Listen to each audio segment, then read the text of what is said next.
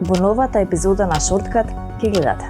Имаме одлични млади готвачи и сладкари, немаме стратегија како да ги задржиме. ФИНКИ и Факултетот за физичка култура ќе имаат своји објекти, но не во барок. Синовите на Дионис ја наследија неговата страст кон ултајмерите. Здраво на сите! Заедно сме во 72-та епизода на Шорткат. Јас сум Нина и денеска ќе ве запознаам со најважните вести за млади од минатата недела. Почнуваме веднаш, следете ме.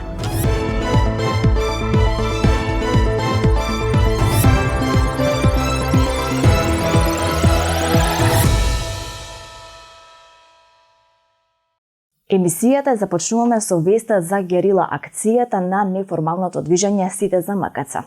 На музичкиот фестивал Земјотрес, членови на ова движење повторно го изразија својот револт поради енормното кратење на буџетот на Младинскиот културен центар.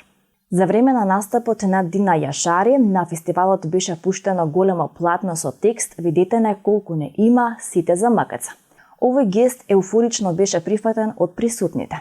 За време на фестивалот исто така се делеа беџови и стикери со илустрација од Малиот принц и QR код до онлайн петицијата на Сите за МКЦ. Како дел од акцијата, многу артисти и бендови свиреа со пораки како "Ова е нашето МКЦ", "МКЦ е нашиот дом", "Вчера, денес и утре", со што изразија поддршка за герила акцијата.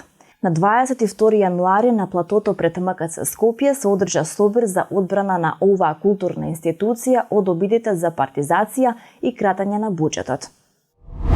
Продолжуваме со веста за новите објекти во кои треба да бидат сместени Факултетот за информатички науки и компјутерско инженерство, како и Факултетот за физичко образование, спорт и здравје.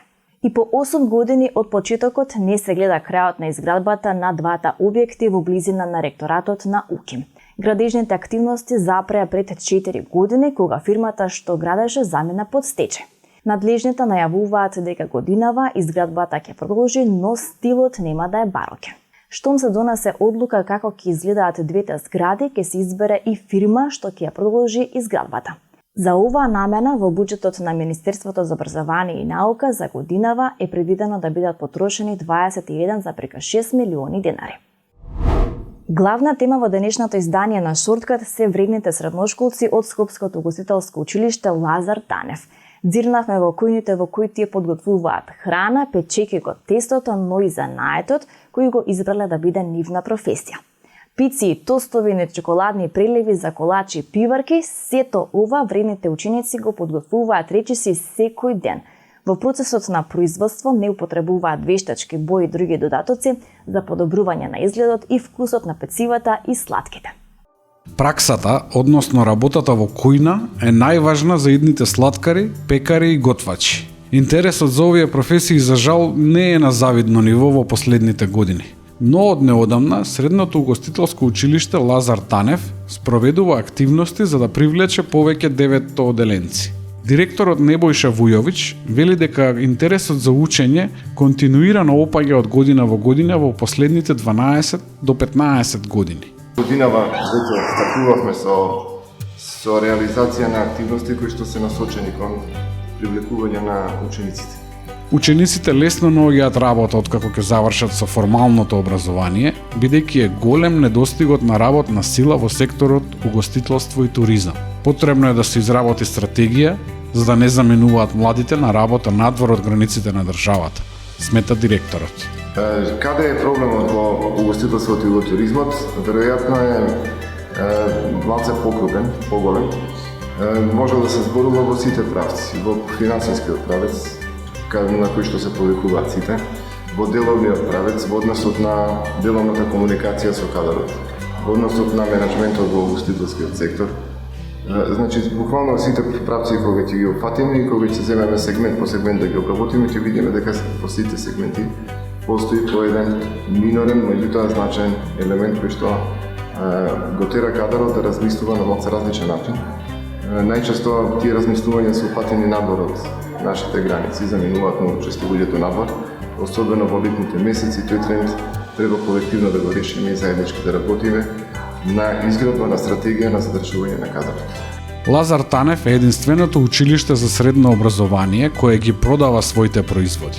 Учениците готват за себе и за нивните професори за цена пониска од пазарната. Подготвуваат ужинки кои се дистрибуираат за ученици во основните училишта. Ако ви е потребен кетеринг, можете да си нарачате храна од кај нив за пониски цени од вообичаените.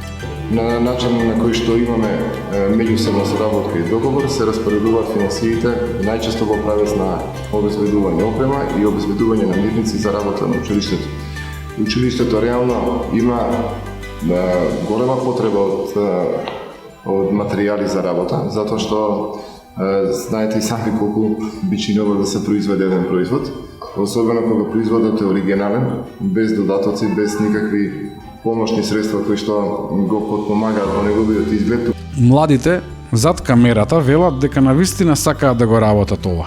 Најголем мотив им е, како што велат, добрата заработувачка. Кај нас готвач почетник кој работи во ресторан зема плата од околу 22.000 денари. Искусен готвач пак заработува и до 60.000 денари месечно. Ново полугодие, нови дојави за поставени бомби. Мейлови со заканувачка содржина за наводно поставени бомби во петокот беа испратени на електронските адреси на 8 училишта за средно образование во Скопје. Директорите информираа дека сите ученици и вработени биле навремено евакуирани, а откако екипите на МВР ги направиле потребните проверки и утврдиле дека бомби нема, учениците се вратиле на настава. Првата закана ја добија 5 скопски гимназии на 26 октомври минатата година. Сите дојави досега беа лажни. Најмногу училишта добија лажни закани лани на 15 декември, кога истиот мејл беше испратен до дури 39 скопски и 10 кумановски училишта. Освен училишта, лажни дојави во неколку наврати празнеа хотели, станбени згради, трговски центри, како и скопскиот аеродром. А нашата следна вест е за музеот на олтајмери во Неготино. Ретко кој во земјава не го гледаше документарниот филм Со љубов на Илија Цветковски, во кој се запознаваме со љубовта кон старите автомобили на Дионис Пашлаков. Чичко Дионис почина, но мисијата за одржување на олтајмерите и музеот во Неготино ја презедоа неговите синови Кирил и Димитар. Домашни и странски посетители се редовни посетители на музеот на олтајмери, кој има од 130 до 140 возила и над 60 мотоцикли произведени во втората половина на 20 век. Идеја на Кирил и Дионис е да направат нова хала која би ја изградиле преку донации, во која би се сместиле олтајмерите, а во новиот музеј би имало и сладкарница во која гостите би можеле да се одморат по разгледувањето на возилата и мопедите. Со реализација на оваа идеја, Неготино би добил нова туристичка атракција.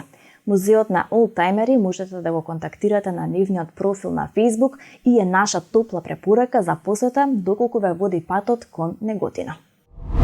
И за крај една вест за геймерите. Компанијата Wizards of the Coast, чии главни франшизи се Magic the Gathering и Dungeons and Dragons, објавија бесплатен водич од 403 страници за играње на Dungeons and Dragons.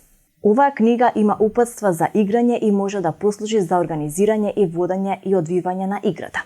Овој бесплатен водич за играта содржи и основни, но и покомплексни информации и може директно да се употреби за играње по дома со пријатели. Книгата е објавена и заштитена преку Creative Commons лиценца со назнака дека е бесплатна. Тоа беше се за денеска. Ви благодарам што бевте заедно со нас. Пишете ни на Facebook и на Instagram дали ви се допаднаа содржините и предложете ни ваши теми. Ако сакате да прочитате повеќе, повелете на сајтот на Meta.mk и побарајте рубриката за млади ЦТРЛ-за. И секако, следете не и следниот четврток во 19 часот на Пладне. Чао!